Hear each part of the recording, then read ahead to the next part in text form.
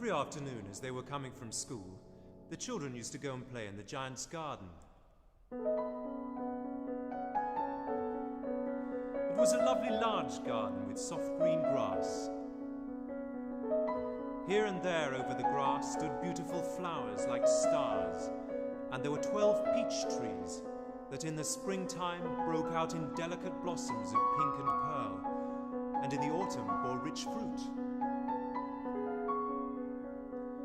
The birds sat on the trees and sang so sweetly that the children used to stop their games in order to listen to them. "How happy we are here," they cried to each other.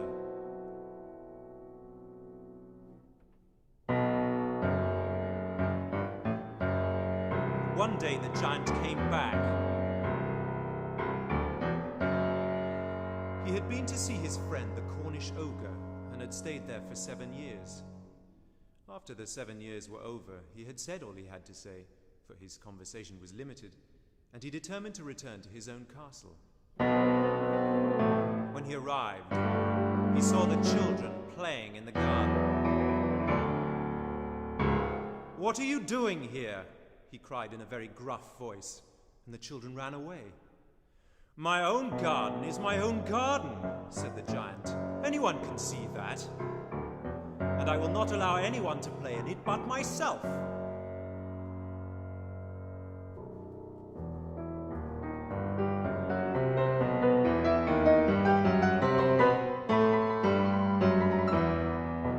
So he built a high wall and put up a notice board.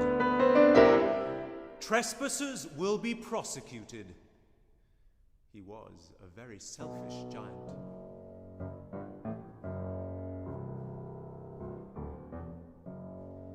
The poor children had now nowhere to play.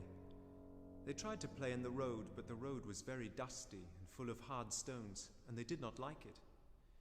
They used to wander round the high wall when their lessons were over and talk about the beautiful garden inside. "How happy we were there," they said to each other.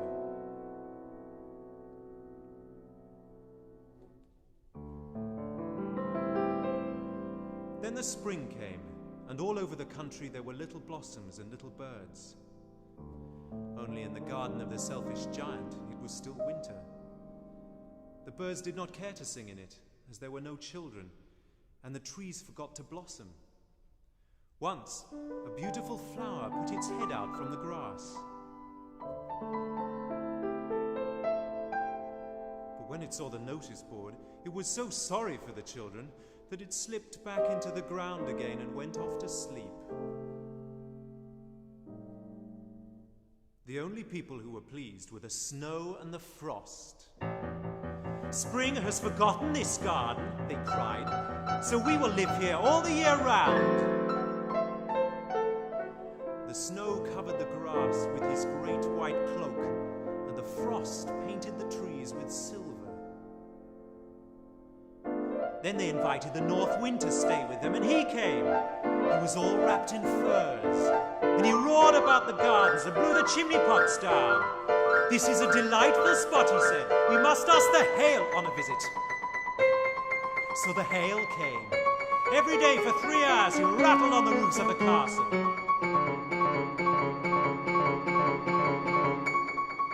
He was dressed in grey, and his breath was like ice. "I cannot understand why the spring is so late in coming," said the giant as he looked out at his cold white garden. "I hope there will be a change in the weather." But the spring never came, nor the summer. The autumn gave golden fruit to every garden, but to the giant's garden she gave none. "He is too selfish," she said. One morning the giant was lying awake when he heard some lovely music. It sounded so sweet to his ears that he thought it must be the king's musicians passing by.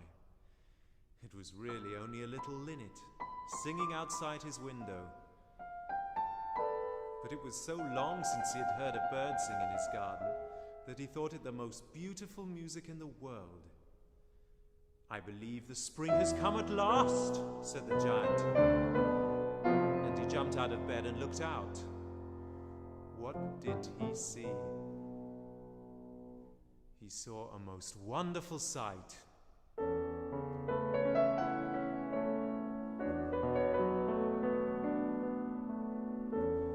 Through a little hole in the wall, the children had crept in, and they were sitting in the branches of the trees.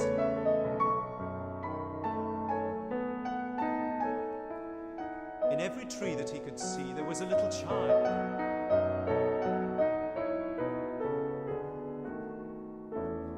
And the trees were so glad to have the children back again that they had covered themselves with blossoms and were waving their arms gently above the children's heads.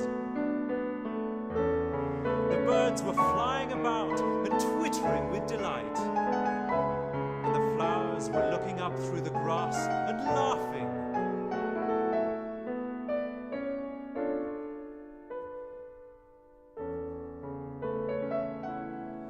It was a lovely scene.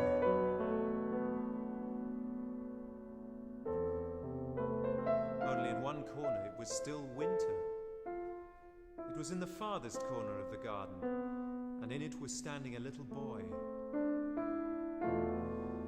He was so small that he could not reach up to the branches of the tree, and he was wandering all round it and crying bitterly. "Climb up, little boy," said the tree, and it bent its branches down as low as it could. But the boy was too tiny. And the giant's heart melted as he looked out. "How selfish I have been," he said. "Now I know why spring would not come here. I will put that poor little boy on the top of the tree, and then I will knock down the wall, and my garden shall be the children's playground forever and ever." He was really very sorry for what he had done. So he crept downstairs and opened the front door quite softly and went into the garden. But when the children saw him coming, they were so frightened they ran away.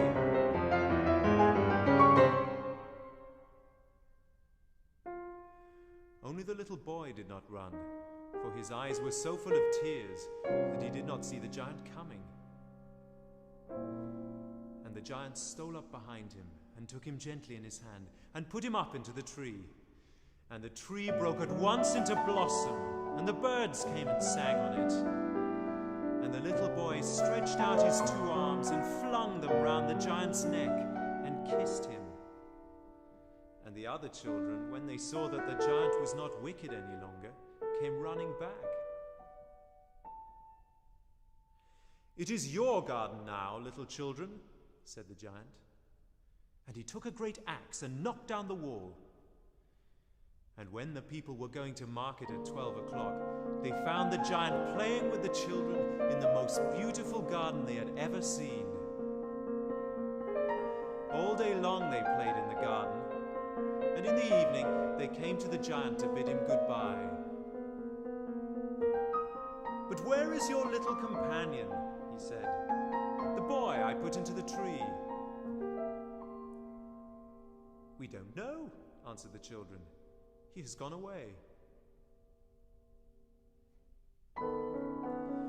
Every afternoon when school was over, the children came and played with the giant. But the little boy whom the giant loved was never seen again.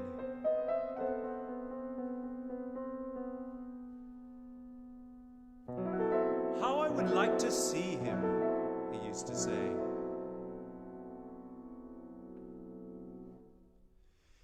Years went by, and the giant grew very old and feeble. He could not play about anymore, so he sat in a huge armchair and watched the children at their games and admired his garden. "I have many beautiful flowers," he said, "but the children are the most beautiful flowers of them all."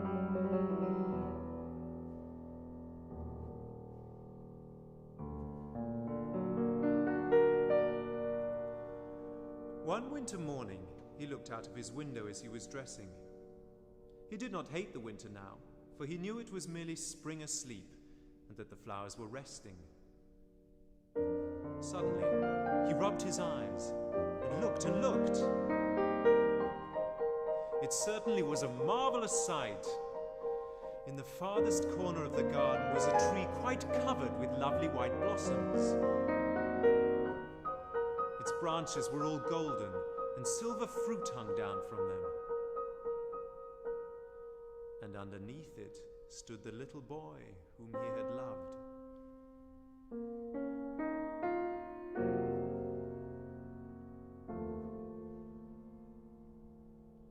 Downstairs ran the giant in great joy and came into the garden. He hastened across the grass and came near to the child.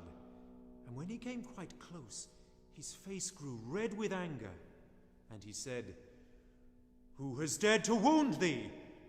For on the palms of the child's hands were the prints of 2 nails, and the prints of 2 nails were on the little feet. "Who hath dared to wound thee?" cried the giant. "Tell me, that I may take my big sword and slay him." "Nay," answered the child, "but these are the wounds of love." "Who art thou?" said the giant, and a strange awe fell on him, and he knelt before the little child. And the child smiled on the giant and said to him, "You let me play once in your garden. Today you shall come with me to my garden, which is paradise."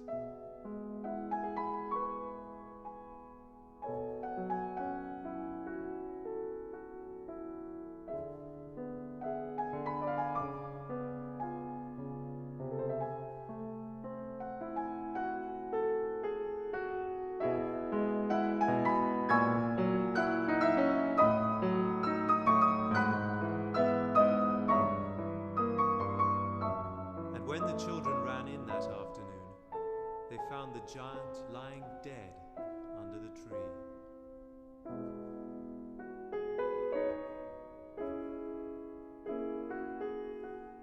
All covered with white blossoms.